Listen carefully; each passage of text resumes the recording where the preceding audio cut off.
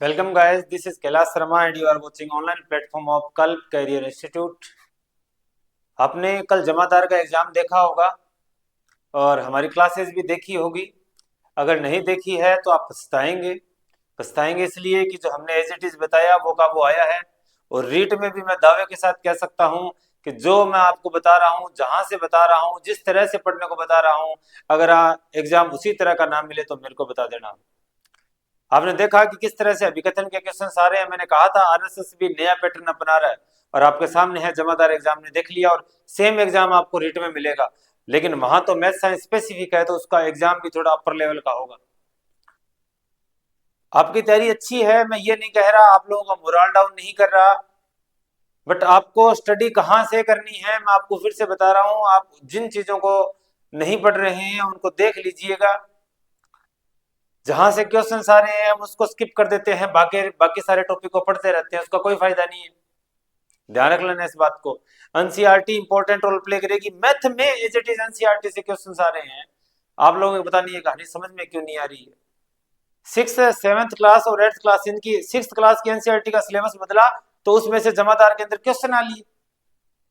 Pictograph column, वो जो question है कहां से आया है? सिक्स क्लास की एनसीईआरटी से आया है। अब आप लोगों ने देखा नहीं तो आपको कहां से मालूम होगा? बताते रहेंगे कोई ये तो ये वो और भी क्वेश्चन आएंगे, कहां से आएंगे देख लेना।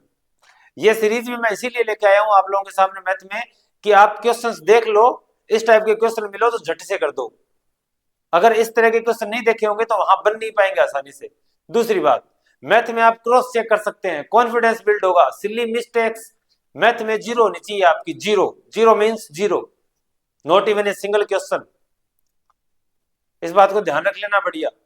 अगर सिलेक्शन लेना ना तो दोस्तों बढ़िया ढंग से और बढ़िया एक सिस्टमेटिक मेथड से ही आप सक्सेस अचीव कर सकते हैं। इन क्वेश्चंस को ढंग से देख लेना, ऐसे क्वेश्चंस आए तो फट से कर देना, क्रॉस चेक कर लेना। इस बात को ध्यान रखना। ऊपर ऊपर के कहीं से पढ़ते रहोगे और फिर एग्जाम में पता नहीं किस तरह का आता है। चलिए प्रभु का नाम लेते हैं और हमारे साथियों की सफलता को की शुभकामनाएं, कामनाएं और बधाई देते हुए फर्स्ट क्वेश्चन करते हैं। एक व्यक्ति ने कोई वस्तु खरीदकर इसे 10% हानि में बेच दिया। यदि वह उसे 20% कम में खरीदता तथा 55 रुपए में अधिक में बेचता तो उसे 40% लाभ होता। इस वस्तु का क्रय मूल्य क्या है? मोस्ट इंपोर्टेंट क्वेश्चन है, कर लेना इस क्वेश्चन को, अभी देख लेना ढंग से। आता है तो बहुत अच्छी बात है। 10% हानि पर बेच दिया, 100 की वस्तु थी, कितने में बेच दिया? 90 में बेच दिया, मतलब 10% लॉस के साथ बेच दिया। यदि वह उसे 20% कम में खरीदता, यानी अगर -20% में खरीदता यानी कि 80 रुपए में खरीदी जाती और 55 रुपए अधिक में बेचता तो उसे 40% लाभ होता। यानी कि इस 80 पर अगर उसको 40% का लाभ मिल रहा है ना तो वो इस रेट पर बेच रहा है कि उसको 55 रुपए मिल रहे हैं रियल में। ये तो हमारे मानने के अनुसार है, लेकिन 55 रियल में मिल रहे हैं। 40%, 80 का 40% बटे 100, 32 रुपए। 32 रुपए मतलब 80 प्लस 32, 112, 112 में, मतलब वो कितने में? 55 रुपए में अधिक बेचता। यानी कि 112 जो है, पहले वो 90 में बेच रहा है, कितने बेच रहा है? 90 में। अब ये वस्तु 112 रुपए में बेची जानी चाहिए, तभी उसको कितना प्रतिशत लाभ होगा? 40% लाभ होगा। रियल में ये 55 रुपए अधिक में बेच रहा है, लेकिन हमारे हिसाब से कितने में बेच रहा है? अधिक, 22 में। मतलब 22 जो है वो किसके इक्वल आ गया? बुक वाले के हिसाब से 55 के इक्वल आ गया। पूछा क्या है? क्रय मूल्य 100 की वैल्यू पूछी है, तो 100 की वैल्यू 55 बटे 22 गुणा 100, 11 2 22, 11 5 55, 250 रुपए। अब 250 रुपए पे आप रुक क्यों रहे हो? अगर आपके पास टाइम है तो आप उसको क्रॉस चेक कर लो। आप यहाँ आपने भूल में 200 निकाल दिया, 225 निकाल लिया, तो आपको कैसे करना है? करना कैसे है?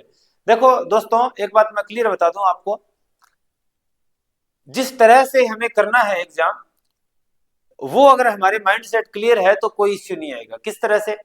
आपको मालूम है कि एग्जाम में इतना टाइम गिवन होता है कि आप लोग आराम ढंग से करें तो आप सभी चीजों को आराम से सोच सकते हैं, परख सकते हैं।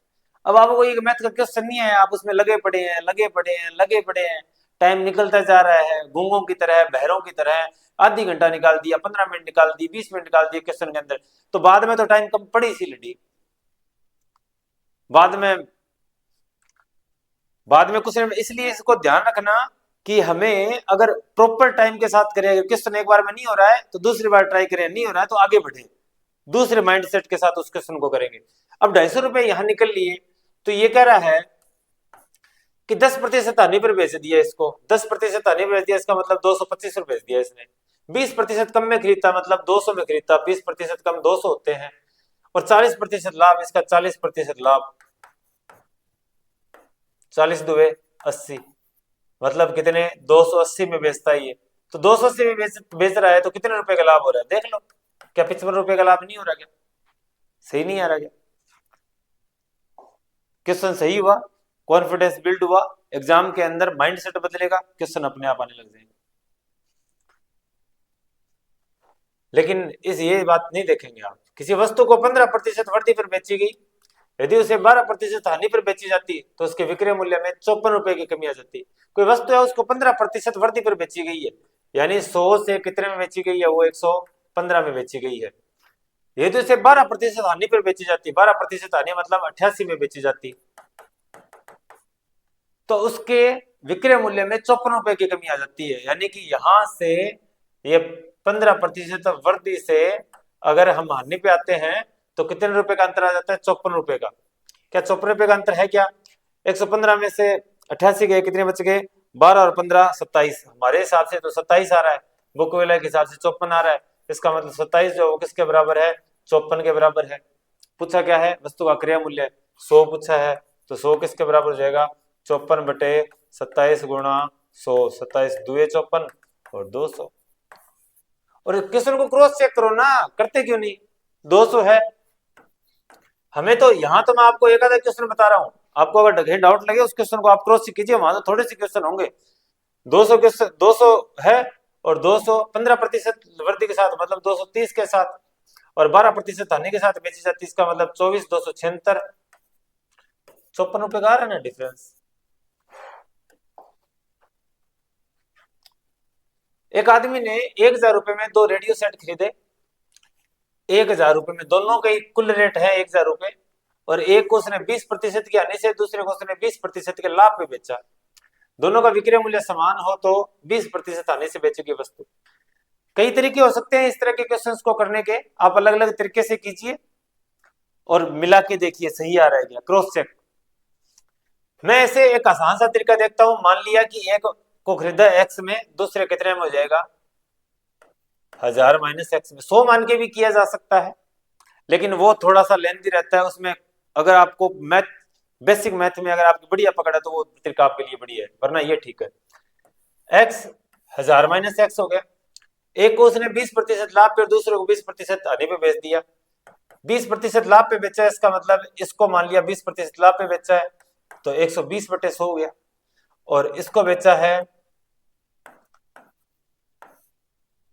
20% हानि पे, ये हो लिया 80/100। ठीक है, 100 से 100 तो कैंसिल हो ही रहे हैं, तो एक्स 120x हो गया ये, और ये हो गया 80,000 माइनस 80x, ये इस तरफ आ जाएगा, जुड़ जाएगा, 2x हो जाएगा, और x बराबर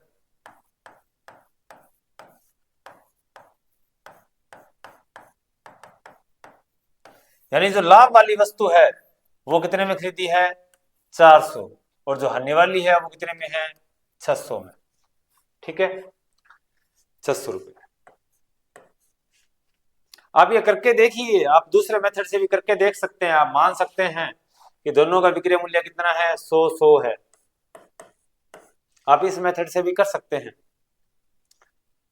अगर आपको करना हो इस मेथड से, दूसरे मेथड भी देखने हो इन्हीं क्वेश्चंस के, तो आप कमेंट कर सकते हैं, मैं आपको दूसरे इन्हीं सेम क्वेश्चंस को दूसरे मेथड के साथ भी करवा दूंगा। एक वस्तु 20% लाभ पर बेची जाती है, यदि इसे 20% हानि से बेचा जाता तो विक्रय मूल्य 100 रुपए कम हो जाता। 20% लाभ पर बेची गई 100 रुपए, 20% लाभ पे बेची गई 120। ठीक है, और अगर 20% हानि पे बेचा जाए तो विक्रय मूल्य 100 रुपए कम हो जाएगा, यानी 80 आ गया ये। अपने हिसाब से। ये कह रहा है कि ये 100 रुपए में फर्क आ रहा है यहाँ पे, बट हमारे हिसाब से तो 40 का फर्क आ रहा है। इसका मतलब 40 जो है वो किसके बराबर है, 100 के बराबर है। तो वस्तु का क्रय मूल्य पूछा है, क्रय मूल्य 100 रुपए माना है तो 100 का रेट पूछा है। 100/40 × 100, 1000/4, 250। अब आप इन क्वेश्चंस को, एक ही क्वेश्चन है तो आएगा, कितने मिनट लगे मैक्सिमम इस क्वेश्चन को करने में, 1 मिनट भी नहीं लगा, और क्रॉस चेक करने में तो उतना भी टाइम नहीं लगेगा। 250 है, 250 का कितना कर दिया, 20% लाभ पे बेच दिया, मतलब 25×2 = 50, 300 में बेच दिया, ठीक है, 50 रुपए का लाभ हो, 50 रुपए का लाभ हो गया, 25×2 = 50। और हानि पर बेचेंगे तो ये 200 में बेचेगा, कितने रुपए का फर्क आ रहा है, 100 रुपए का फर्क आ रहा है। नहीं आ रहा क्या बुक वाला, 100 रुपए कह रहा है। इस तरह के क्वेश्चन आपको सिली मिस्टेक से बचाते हैं, और जब आपका क्रॉस चेक करते हैं आंसर वही रहता है, आपका कॉन्फिडेंस बिल्ड होता है, माइंडसेट काम करता है। किसी वस्तु का अंकित मूल्य क्रय मूल्य से 10% अधिक है, अंकित मूल्य जो है वो क्रय मूल्य से 10% अधिक है, अंकित मूल्य पर 10% की छूट दी जाती है। दुकानदारों क्या होगा, अंकित मूल्य क्रय मूल्य से 10% अधिक है, मान लिया कि ये है क्रय मूल्य, कितना रुपए, 100 रुपए, और 10% अधिक है क्या, एमआरपी, क्या है, एमआरपी, ठीक है, जो रेट लिखा हुआ है उसके ऊपर, क्रय मूल्य को बोलते हैं सीपी, कॉस्ट प्राइस, एमआरपी, ये हो लिया 110 रुपए। कितने प्रतिशत की छूट दे रहा है, ये 10%, इसमें दे दिया इसने 10% की छूट। अब 110 का 10% कितना हो लिया, 11 हो लिया, इसका मतलब -11 कर दिया तो 99 आ गया। खरीद 100 में रहा है पर बेच 99 में रहा है, 1/100 × 100, यानी 1% की हानि हो रही।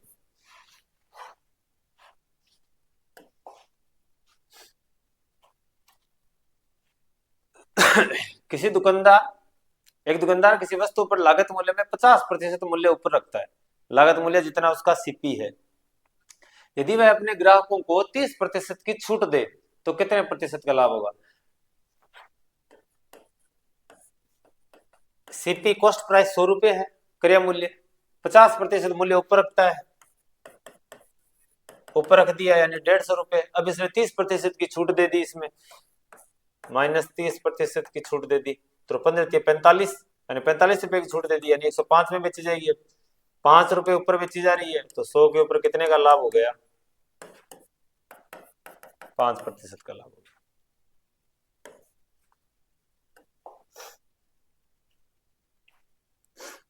अलग अलग टाइप के क्वेश्चंस आपके सामने हैं, आपको यहां से टाइप देखने हैं और उनको कैसे किया जा सकता है झट से ये चीज देखनी है बस।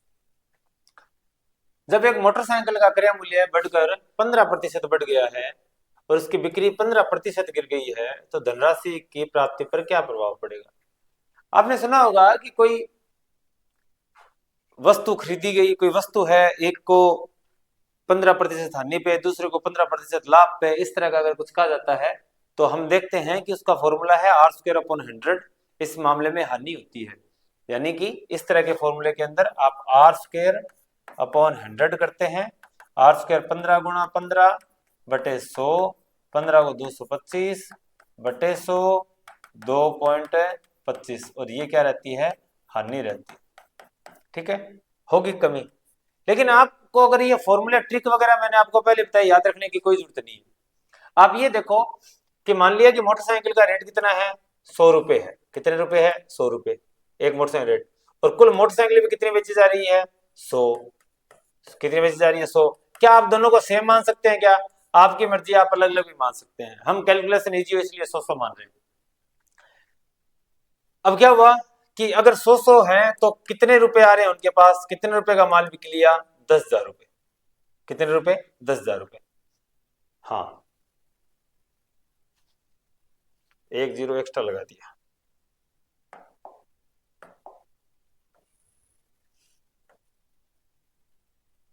इतने रुपए का, ठीक है। अब उसने कहा है बिक्री 15% रेट बढ़ जाए, यानी रेट कितने हो गए, 100 से 125 हो, 115 हो ली, ठीक है, और बिक्री कितनी होगी, 15% गिर गई, मतलब 100 से कितनी हो ली, 85 हो ली। अब 85 बाइक बिक रही है और किस हिसाब से बिक रही है 115 के हिसाब से, मतलब अब कुल कितना पैसा आ रहा है देख लेते हैं। 5×5 = 25 का 5 हाथ से रहेगी 2, 5 का 5 और 2 7, 5 एकम 5, 8 5 40 का 0 हंस लेगी 4, 8 एकम 8 और 4 12 का 2 हंस लेगी 1, 8 एकम 8 और 1 9, 5 7 7 9, 9,775, 9,775। अब 10,000 पहले थे, अब 9,775 की बिक्री हो रही है, तो क्लियर सी बात है 225 की बिक्री कम हो रही है। और हमें क्या देखना है, प्रभाव देखना है कितना का हो रहा है। तो ये किस पे, कितने पे कम हो रहा है, 10,000 पे, और प्रतिशत लगाने के लिए 100, 2.25। तो आप किन्हीं भी मेथड से कर सकते हैं। अगर आप लोगों को कोई भी ऐसे क्वेश्चन हो जिनके जो शॉर्ट ट्रिक टाइप क्वेश्चन है मुश्किल लग रहे हैं, तो आप बता सकते हैं। 12 वस्तुओं का क्रय मूल्य 9 वस्तुओं के विक्रय मूल्य के बराबर है। इंपॉर्टेंट क्वेश्चन है, इस तरह के क्वेश्चन जो है आपको देखने को मिल जाते हैं, आप लोगों को आता होगा ये क्वेश्चन। 12 वस्तुओं का क्रय मूल्य, इसका मतलब 12 वस्तुओं का सीपी यानी कॉस्ट प्राइस किसके बराबर है, 9 वस्तुओं के सेलिंग प्राइस एसपी के बराबर है। सेलिंग प्राइस मतलब विक्रय मूल्य, सीपी मतलब क्रय मूल्य। 12/9 इस तरफ आ गया और सीपी जो है उस तरफ चला गया। इसका मतलब सीपी अगर 9 है तो एसपी कितना है, 12। सीपी 9 तो एसपी कितना है, 12। तो प्रॉफिट कितना हो लिया, प्रॉफिट हो लिया एसपी माइनस सीपी, और एसपी कितना है, 12 माइनस 9 बराबर 3। चलिए प्रतिशत ज्ञात करना है, तो 3/सीपी कितना है, 9/100, 3 3 9, 33 से ही 1/3%, 33.3%। एक फल विक्रेता 33 आम बेचकर 11 आमों के विक्रय मूल्य के बराबर लाभ कमाता है, तो इसके लाभ प्रतिशत ज्ञात करना है। इस तरह से 2 क्वेश्चन पूछे जा सकते हैं। ऐसा कहा जा सकता है कि एक फल विक्रेता 33 आम बेचकर 11 आमों के 11 आमों के क्रय मूल्य के बराबर लाभ कमाता है। ये भी दिया जा सकता है। अगर ये दिया हो तो कैसे करेंगे, और विक्रय मूल्य वाला दिया हो तो कैसे करेंगे। इंपॉर्टेंट क्वेश्चन है। देखो, अगर ये कहे कि यहाँ ये विक्रय मूल्य आ जाए, तो ये जो आम बेचे गए हैं इनको भी आपको विक्रय मूल्य मानना है। अगर ये क्रय मूल्य आ गया तो इसको आपको क्रय मूल्य मानना है, इस बात को ध्यान रखना। मैंने आपको कह दिया ना, मैं आपको टाइप ऑफ क्वेश्चन से बता रहा हूँ, वेराइटी ऑफ क्वेश्चन से बता रहा हूँ, आपने देखे होंगे, और इस तरह के क्वेश्चन आ गए तो झट से कर देंगे। मैं आपको यहाँ पे इस तरह नहीं है कि मैं आपको 20 दिनों के अंदर 30 दिनों के अंदर मैथ के अंदर एकदम रामानुजन बना दूंगा। मैं नहीं बना सकता इतने दिनों के अंदर Ramanujan, but type of questions करवा सकता हूँ, वेराइटी ऑफ क्वेश्चंस करवा सकता हूँ। किसी और ने नहीं देखे हुए होंगे और आप लोगों ने देखे हुए होंगे तो झट से कर देंगे। और एग्जाम्पल के तौर पे आप देख लेना, क्वेश्चन आए भी है 2023 वाले रीट के अंदर, जिनके देखे हुए तो उन्होंने कर लिया, उनका सिलेक्शन हो लिया। तो विक्रय मूल्य के बराबर दे रखा है, तो आप विक्रय मूल्य क्या मानेंगे, विक्रय मूल्य मानेंगे 33, और ये क्या हो जाएगा, 11 आमों के बराबर लाभ है। तो अच्छा, विक्रय मूल्य कितना है, 33, लाभ कितना है 11, तो क्रय मूल्य, लाभ वगैरह हानि वगैरह क्रय मूल्य पे होते हैं, तो 33 माइनस 11 बराबर 22। अब प्रतिशत निकालना है, लाभ प्रतिशत, लाभ प्रतिशत क्या होगा, 11/22 गुणा 100, 50%। वहां अगर विक्रय मूल्य क्रय मूल्य गिवन होता तो क्रय मूल्य क्या होता हमारा उस समय, 33 क्रय मूल्य हो जाता, और लाभ कितना होता, लाभ वही होता है 11 दे रखा है उसने, तो इस बार 11/33 गुणा 100 करते।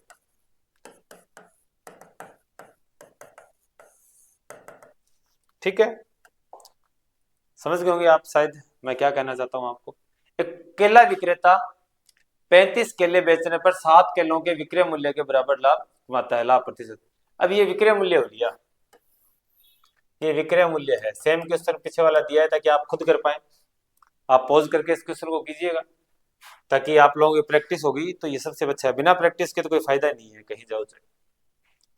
7/, ये 35 विक्रय मूल्य है, ये लाभ है, तो क्रय मूल्य हो जाएगा 35 माइनस, क्रय मूल्य हो जाएगा 35 माइनस 7 यानी 28, 7 चौके 28, 4 25।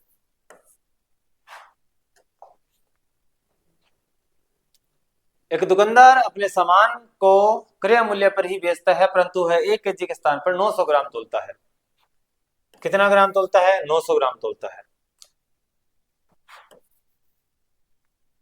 होता क्या है दोस्तों कि हम कॉन्फिडेंस के अंदर इस तरह के क्वेश्चंस को देखते नहीं है, देख लेना इन क्वेश्चंस को, इंपॉर्टेंट क्वेश्चंस है ये। इस तरह के क्वेश्चन देखने को मिलेंगे। क्रय मूल्य पर बेचता है लेकिन 1 kg के स्थान पर 900 ग्राम तोलता है, तोलना 1000 ग्राम चाहिए था, तोल कितना रहा है, 900 ग्राम तोल रहा है। मतलब वो वास्तव में 900 ग्राम दे रहा है और उसके ऊपर 100 ग्राम का लाभ ले रहा है, 100 ग्राम का क्या रहा है, लाभ ले रहा है। तो ये लाभ हो लिया 100, और ये इसका क्या हो गया, क्रय मूल्य। क्या हो गया, क्रय मूल्य। 900 पर 100 ग्राम का, तो 100 बटे 900 गुणा 100, 9 एकम 9, एक रह जाएगा, 9 एकम 9, 1/9, 11 सही, 1/9%। एक लाइन में क्वेश्चन होने वाले हैं।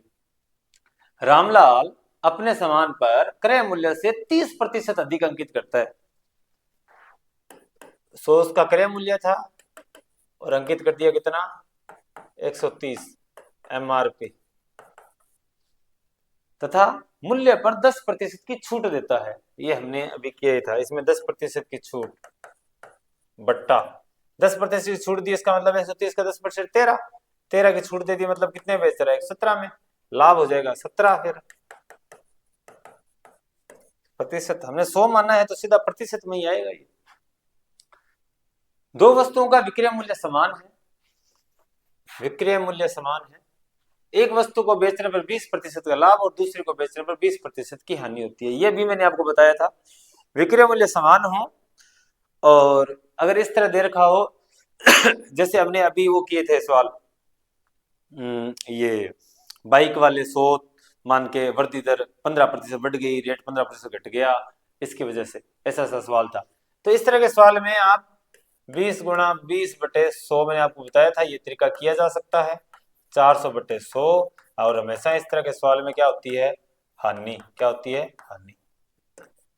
जैसे मैंने आपको उस सवाल के अंदर दूसरा तरीका बताया था, आप यहां भी दूसरा तरीका अप्लाई कर सकते हैं। 16 वस्तुओं का विक्रय मूल्य 20 वस्तुओं के बराबर है। 16 वस्तुओं का विक्रय मूल्य 20 वस्तुओं के बराबर है, तो लाभ या हानि प्रतिशत ज्ञात कीजिए। 16 वस्तु का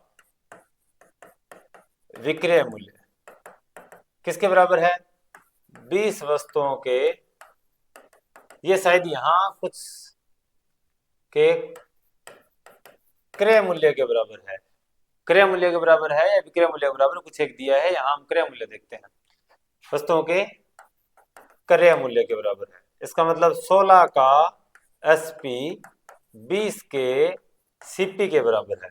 ठीक है, तो 16 20 इस तरफ आ जाएगा और CP/SP आ जाएगा। CP कितना है 16, SP कितना है 20, तो 16 तो यो लिया, लाभ कितना हो गया 4 का, गुणा में 100, 4 चौके 16, 4 25।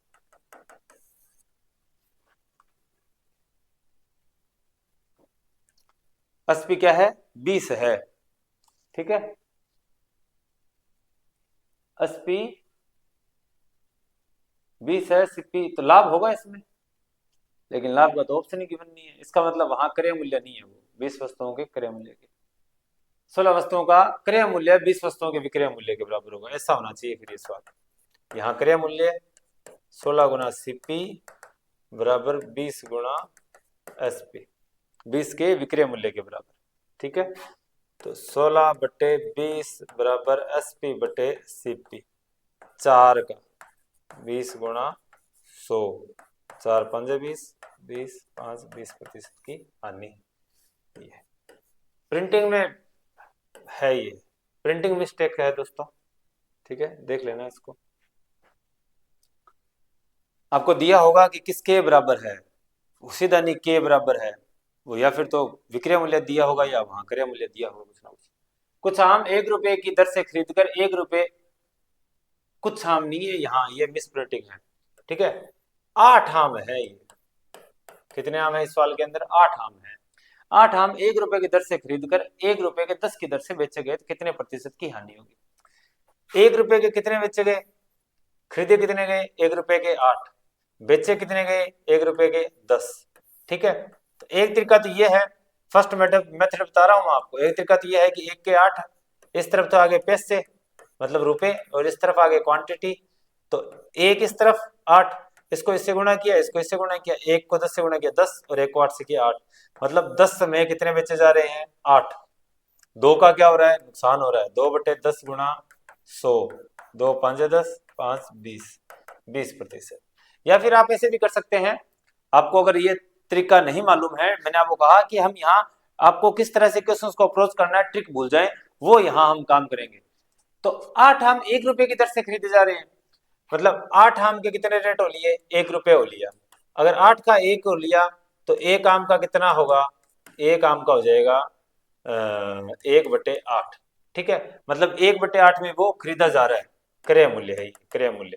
ठीक है, अच्छा 1 रुपए में 10 की दर से बेचे गए, 1 रुपए में 10 की दर से बेचे गए थे, 10 आम के कितने रुपए लगे, एक आम 10 रुपए में एक आम दे रहा है वो, सॉरी 10 आम 1 रुपए का दे रहा है, इसका मतलब एक आम कितने रुपए का दे रहा है, 1/10 का दे रहा है, 1/10 का दे रहा है। ये हो गया एक आम का विक्रय मूल्य, ये एक आम का क्रय मूल्य, एक आम का विक्रय मूल्य।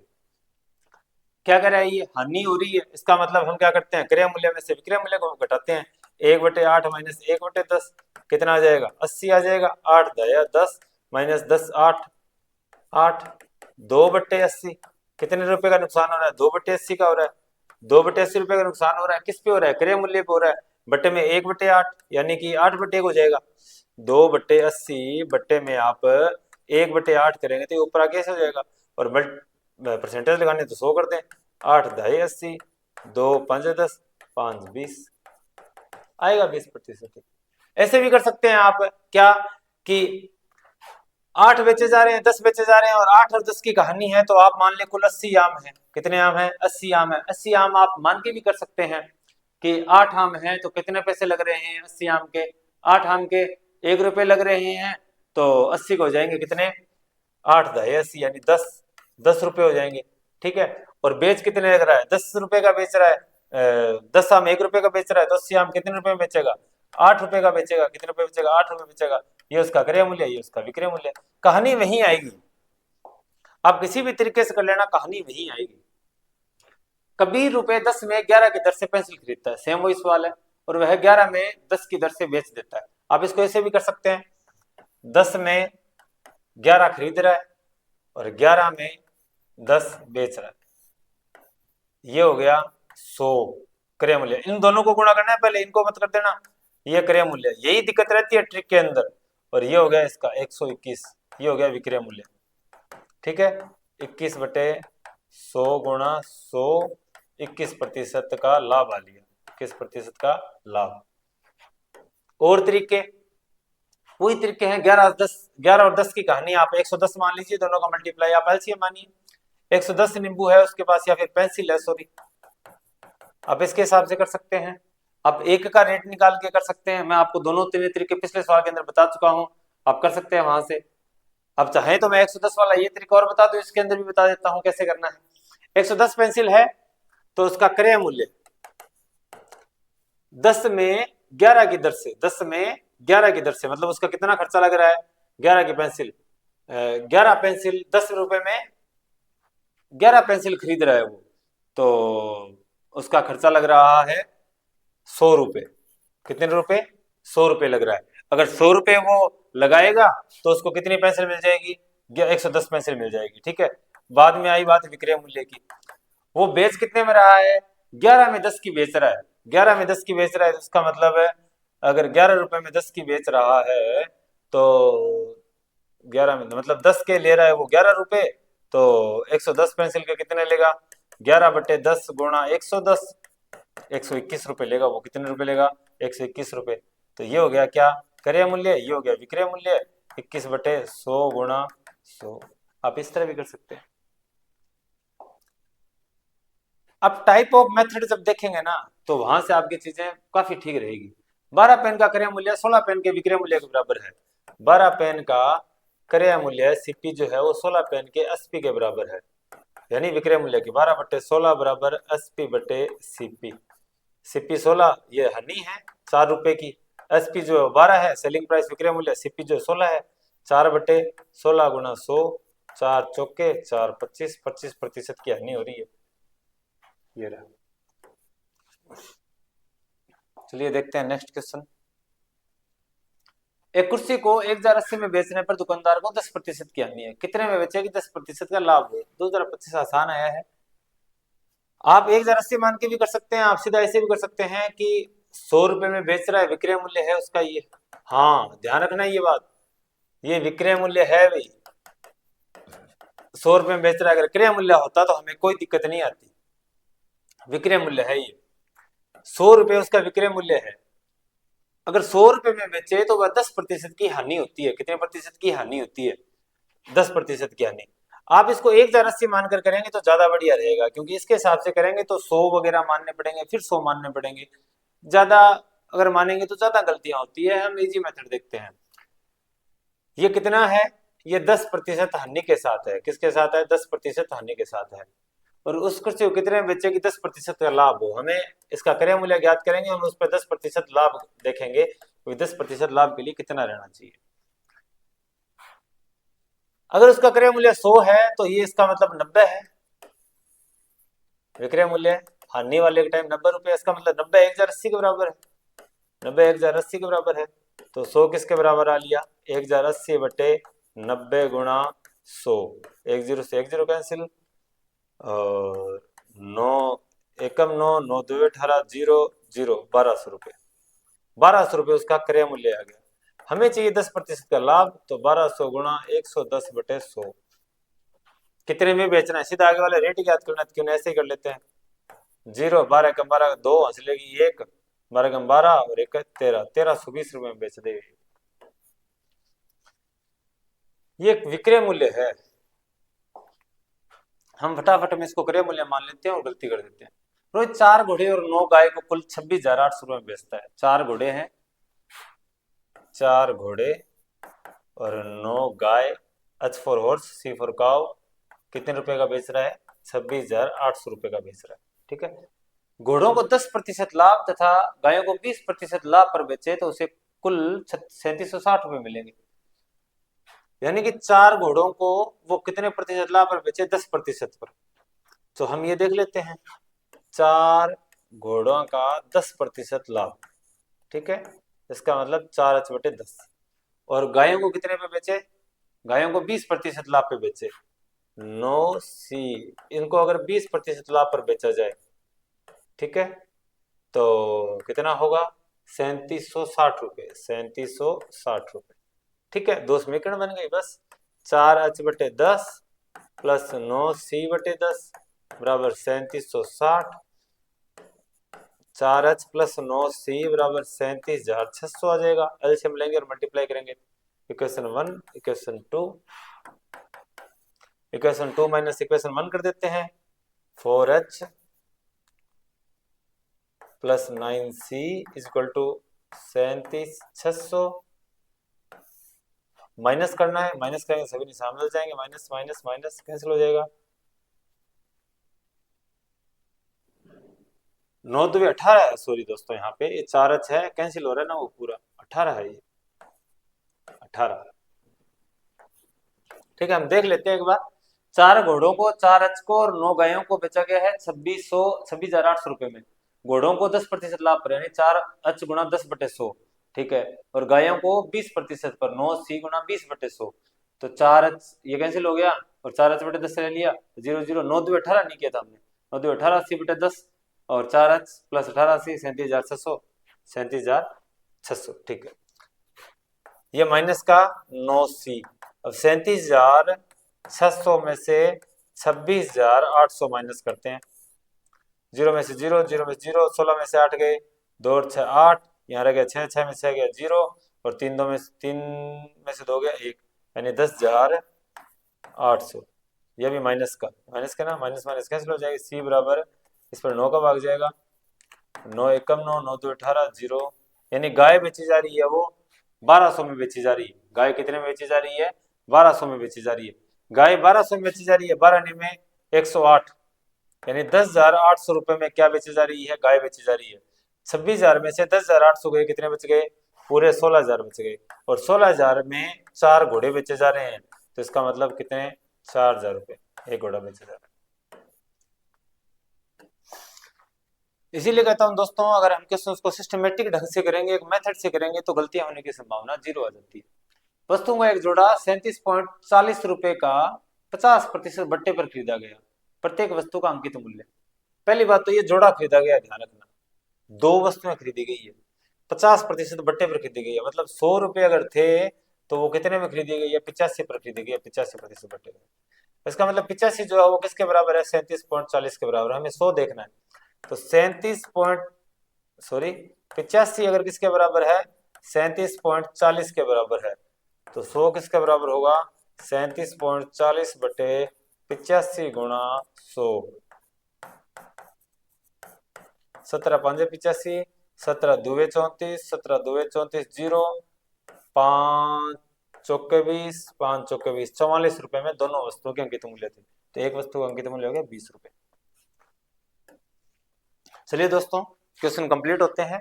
हम लोग आपको type of questions, varieties of questions करवा रहे हैं, ताकि आप लोग ऐसे क्वेश्चंस देखें और देखते ही फट से कर दें। इसीलिए आप लोगों के लिए मैं प्रयास करूंगा कि आपके एग्जाम से पहले, ये आपको इस पे ज्यादा माथापच्ची नहीं करनी है, आपको केवल इतना ही करना है, छोटा सा वीडियो देखना है और एक बार साथ में पेन लेके क्वेश्चंस को करके देख लेना है, साथ में जैसे मैं करवा रहा हूँ वैसे का वैसे ही, ताकि अच्छा जो क्वेश्चंस आपको आ रहे हैं उनको आप स्किप कर देना, बहुत अच्छी बात है। ये तो आपके लिए बहुत ही ब्रिलियंट थिंग है। अदरवाइज जो क्वेश्चंस नहीं आ रहे आपको उनको साथ में करने, और एग्जाम तक मैं कोशिश करूंगा कि आपको ज्यादा से ज्यादा जो है वो इस तरह के क्वेश्चंस में अवेलेबल करवा सकूं, ताकि आप उनको देख सकें और आप एग्जाम में सफल हो सके। तो चलिए दोस्तों, आपको अग्रिम शुभकामनाएं, अग्रिम बधाई। जल्द ही आप लोगों के लिए जो है पूरा टाइम टेबल आने वाला है। मिलेंगे अपने नेक्स्ट क्लास के अंदर, तब तक के लिए जय श्री राम, धन्यवाद।